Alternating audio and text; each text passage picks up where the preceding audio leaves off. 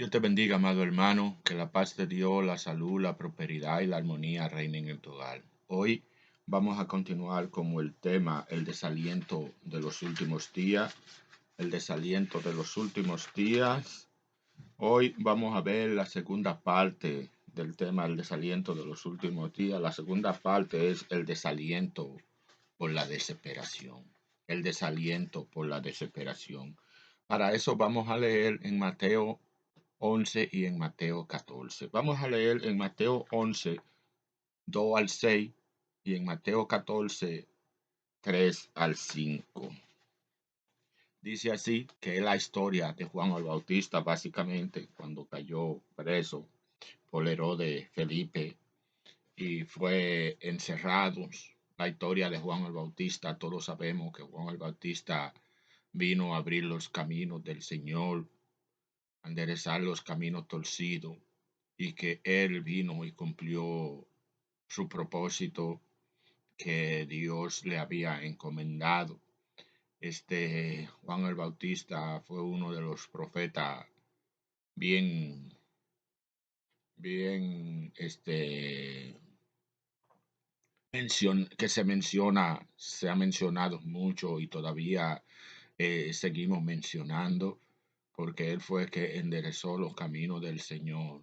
Y podríamos decir, sin temor a equivocarnos, que Juan el Bautista fue uno de los primeros, ya para este milenio o para la década de Jesús, después de Jesús, uno de los primeros sacrificios, los primeros sacrificados, uno de los primeros que murió por el Evangelio o por la palabra de Dios, porque vemos a Esteban que fue apedrado, pero Juan el Bautista un poco más atrás fue decapitado. Podríamos decirlo así. Juan el Bautista vino y cumplió su propósito, cumplió sus planes. Por eso dice que es necesario que él mengüe para que Jesús florezca. Vamos a leer en Mateo 11, 2 hasta el 6 y luego vamos a leer en Mateo 14, 3 hasta el 7, si mal no recuerdo. Mateo 14, 3 al 5. Mateo 14, 3 al 5. El 2 dice así de Mateo 11: y al oír Juan en la cárcel los hechos de Cristo, le envió dos de sus discípulos para preguntarle: ¿eres tú aquel que había de venir o esperamos a otro? Respondiendo Jesús le dijo: y haced saber a Juan las cosas que oí y veis. Los ciegos ven, los ojos andan, los leprosos son limpiados, los sordos oyen, los muertos son resucitados, los muertos son resucitados, y a los pobres se es anunciado el evangelio. Y bienaventurado es el que no halle tropiezo, en esto. Y Mateo 14, del 2 o del 3, 4 y 5, Mateo 14, 3, 4 y 5, dice así: porque Herodes había prendido a Juan y le había encadenado y metido en la cárcel por causa de Herodías, mujer de Felipe, su hermano, porque Juan le decía: no te es lícito tenerla. Y Herodes quería matarle, pero temía al pueblo, porque tenían a Juan por profeta. Alabado sea Dios. La parte que vamos a ver hoy es, como le decía, es el desaliento por la desesperación. Cuando estamos pasando por momentos desesperantes, a veces también nos desalentamos, y cuando nos desalentamos no damos un paso ni para menearnos, sino que nos quedamos estoqueados, como dicen en un inglés ya popular, o sea que nos quedamos parados. En lo que a la cárcel se refiere, los humanos nos dividimos en tres grupos. Que Juan estaba en la cárcel. Los que guardan prisión por algún delito cometido. Los que han estado o están presos injustamente, o sea que no cometieron ningún delito. Y los que por la gracia de Dios nunca hemos sido prisioneros. Nuestro Salvador pasó por la terrible experiencia de ser arrestado, ultrajado y asesinado sin juicio y sin culpa. Los que han sido privados de su libertad cuentan cuán largo se hacen los días y triste las noches en la cárcel. Pero el caso de Juan el Bautista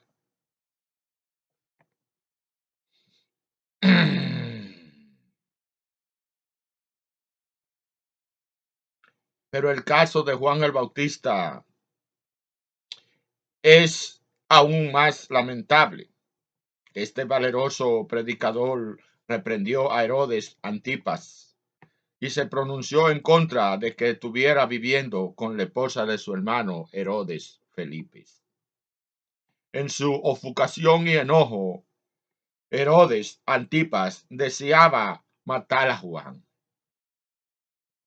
pero temía a la gente. Lo que hizo fue apresarlo y así le puso fin a un ministerio tan fructífero e impactante para todo el pueblo. No cabe duda de que Juan y sus discípulos se sentían desalentados ante esta situación. Una cosa que debe de haber consumido la mente de Juan fue sin duda el no ver un milagro de liberación. También debió preguntarse qué pasaba con Jesús. ¿Sería el Mesías verdadero? ¿Por qué no acudía a ayudarlo o por lo menos visitarlo en vista de la condición de su encarcelamiento? Cualquiera que guarda prisión, si tiene un familiar que puede ayudarlo y no lo hace, se siente un tanto frustrado y triste. Juan era un hombre igual a todos. Por lo tanto, era de esperarse que estuviera desalentado ante la indiferencia de su primo, a quien él mismo había presentado a la multitud como el Cordero de Dios, cuando Jesús vino a él para que lo bautizara en el Jordán. Algunos estudiantes bíblicos se niegan a admitir que Juan dudara acerca de Jesús y que estuviera desalentado en la cárcel del malvado Herodes. Pero no está fuera de lógica suponer que Juan, igual que los discípulos de Jesús, no tuviera un cuadro claro ni una perspectiva adecuada sobre el ministerio del reino de Cristo, sobre el ministerio de Dios en Cristo. Casi todos los judíos y aún los que creían en Jesús esperaban que el Señor iniciara un despliegue de poder y arrebatara el reino de los romanos y a sus reyes títeres. Muchos se desalentaron. No podía este abandonado prisionero tener duda, ya que a favor de él nada se había hecho. ¿No es verdad que aún lo más fuerte en el Señor tienen momentos de desaliento en su vida cuando las cosas no parecen mejorar? Pero lo importante es saber a quién acudir con las dudas, el desaliento o la angustia. Hay que imitar a Juan en esto de enviar a 2 de sus discípulos a Jesús. Nosotros podemos ir a la palabra de Dios o a nuestros hermanos más maduros en la fe, cuando tenemos razones para dudar o estar desalentados o desanimados. Nunca debemos buscar la respuesta de Dios en la casa del diablo, como lo hizo el rey Saúl cuando estaba desalentado y frustrado. Este fue a una bruja y se rebajó al estilo pagano para consultar a los muertos. El resultado fue su trágica muerte y la destrucción de su reino. Si usted o un amigo suyo se siente desalentado, ofuscado o lleno de angustia, busque a Jesús. En lugar de argumento o palabras, Jesús envió como respuesta a Juan un informe de los milagros y la maravilla que él estaba realizando. Los ciegos ven, los muertos son resucitados, a los pobres se les es anunciado el evangelio. Díganles, no hay que esperar a otros. Jesús es suficiente para dar fuerza a nuestra fe y victoria a nuestra vida. Debemos enfocarnos en Jesús. Debemos tener nuestra mirada en Jesús. En los momentos difíciles, en los momentos de desaliento, yo siempre he dicho, si es de llorar, lloro en el altar. Si es de morir, muero en el altar. A Él le presento mis quejas. A Él le presento mis problemas. Tal como Juan, hay que imitarlo a Él. Hay que preguntarle a Jesús. Hay que preguntarle al Señor, ¿qué me pasa? ¿Por qué estoy pasando por esto? ¿Cuál es mi situación? Pero no salir de los caminos del Señor a consultar como hizo Saúl, a consultar a los muertos, a consultar dioses paganos.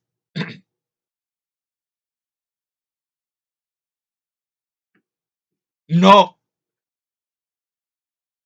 hay que mantenernos firmes, creyendo, aún en medio de la tormenta. Dice la Biblia, el apóstol Pablo, ¿qué nos separará del amor de Dios? Tribulación, angustia o espada. Antes, en todas estas cosas, somos más que vencedores. Dios te bendiga, Dios te guarde. Esperamos que esta enseñanza sea de edificación para tu vida. Y si ha sido de edificación para tu vida, puede utilizarla. Puede contarle a otro. Háblale. Que en el medio del desaliento, en el medio del desánimo, ahí está Jesús. Ahí está Jesús. Porque déjame decirte que la fe es para utilizarla en medio del camino, en medio de la prueba, en medio de los momentos difíciles. Ahí que debemos utilizar la fe en el Señor. Dios te bendiga, Dios te guarde, que la paz de Dios sea contigo. Si estás enfermo, ponte de pie o quédate ahí sentado. Vamos a orar por ti. Dios conoce tu situación. Dios es un Dios omnisciente, omnipresente, omnisapiente. Él lo sabe todo y lo puede todo. Dame decirte que ahora mismo Dios va a enviar ángeles para sanarte, para ministrarte. Tú solamente debes creer. Cree en el Señor Jesucristo, porque Él vino a cargar con todas nuestras enfermedades en la cruz del Calvario. Señor del cielo y de la tierra, en este momento te adoramos, te glorificamos, te bendecimos, te exaltamos. Padre, en este momento venimos poniéndote a ese hermano o a esa hermana, oh Dios mío. Padre, que están enfermos. No sabemos cualquier tipo de enfermedad tiene, oh Dios mío. Te pedimos, oh Dios, que tú envíes un ejército de ángeles y tú pases tu mano sanadora sobre cada uno de ellos. y que tú lo dejes sano, y sea del SIDA, del cáncer, del dengue, la presión arterial, problemas estomacales, intestinales, problemas de los ojos. Señor, problema del COVID, que anda, la enfermedad del COVID que anda por ahí, Señor, pasa tu mano sanadora sobre cada uno de ellos, Señor, y déjalo sano. Cualquier tipo de enfermedad. Padre, tú eres el autor y diseñador de nuestra vida. Trae sanidad sobre cada uno de mis hermanos y mis amigos en el nombre de Jesús. También te pedimos, Dios, que se están pasando por momentos difíciles. Oh, Dios mío, tú se los resuelvas. Sea problema en la familia, problema en el hogar, problema en el matrimonio, problema financiero, resuélveselo, Señor. Para mí, para ti no hay nada imposible. Que la voluntad tuya sea hecha sobre cada uno de ellos, en el nombre de Jesús. También no podemos cerrar sin antes darte la oportunidad a ti, amigo, que está ahí y quiere aceptar a Jesucristo como tu único eficiente Salvador. Este es el momento. Así que levanta tu mano ahí mismo y repite esta corta oración conmigo. Señor del cielo y de la tierra, en este momento te acepto como mi único y eficiente Salvador. Perdona mi pecado, borra mis rebeliones, inscribe mi nombre en el libro de la vida. Si has hecho esta corta oración, te pido que pase a una iglesia más cercana a tu hogar y te congregue en ese lugar. Y una iglesia donde se predique un evangelio cristocéntrico. Dios te bendiga, Dios te guarde, que la paz de Dios, la salud, la prosperidad y la armonía reinen en tu hogar. Hoy hemos visto el tema, el desaliento de los últimos días. En este caso hemos visto el segundo tema, el segundo subtema, el desaliento en la desesperación. Dios te bendiga, Dios te guarde y que tenga un feliz resto del día.